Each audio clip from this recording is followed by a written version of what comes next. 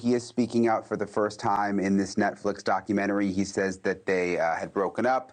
And then you remember when Brian Laundrie left Gabby in the hotel room in Salt Lake City and he went back to Florida. The story was to pack up a storage unit. There were a lot of strange things about the fact that he left her there, and we never really understood exactly what was going on.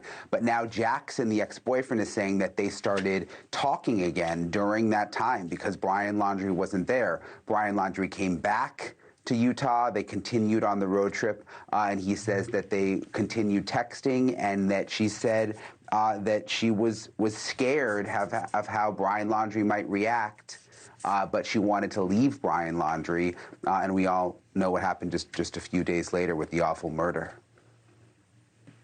Talk to me a little bit about what you learned today about Gabby's white transit van. It was central to all of her social media posts. People were transfixed by the van life that she and that guy had decided to embark on. What did you learn?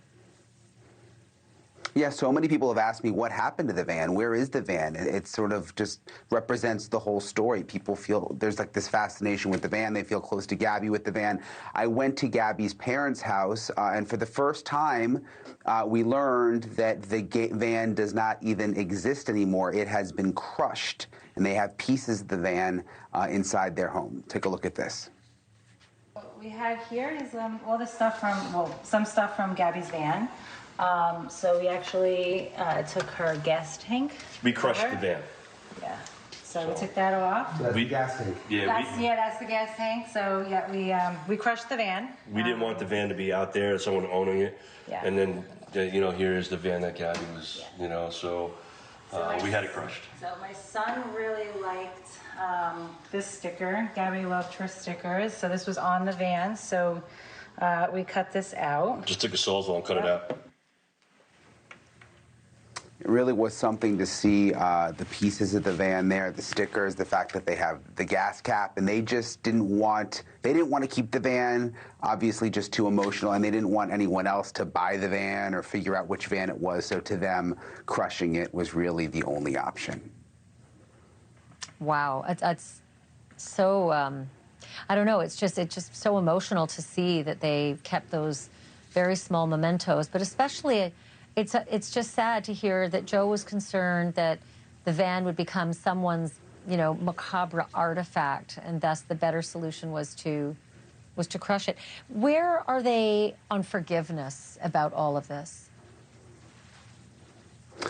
Look, I mean, it's a long process, the healing process. I could tell that they're still very, very raw, despite the fact that they've spoken out about Gabby quite a bit and about the case. But they have made steps towards forgiveness, but there's also still a lot of anger. I mean, there's still a lot of questions about what Brian Laundrie's parents knew and when they knew and why they didn't come forward with information. This is what they told me. I have forgiven Brian, and I know that's what Gabby would have wanted, and I'm moving forward so I can help people. Yeah, I guess if you don't forgive, they always say then it's kind of holding you back. Is that true? That's my personal experience. I don't think that everybody has to forgive. They can when they're ready, or they might never be ready. But for me personally, I needed to forgive, to let that go, that anger go. I think, yeah, forgiveness is for you. It's for you, for your healing, for your grief, for you to be able to move on. Has there ever been an apology? No. And we're never going to get that. At this point, I don't want one. I don't want one. It doesn't help us. I would love for them to be charged with something. I really, really would love that. Do I think that's happening now? Unfortunately, no. So I really want to erase that name out of my memory. I want to not think about them. I want to focus on what we're doing with the foundation. I want to focus on remembering my daughter.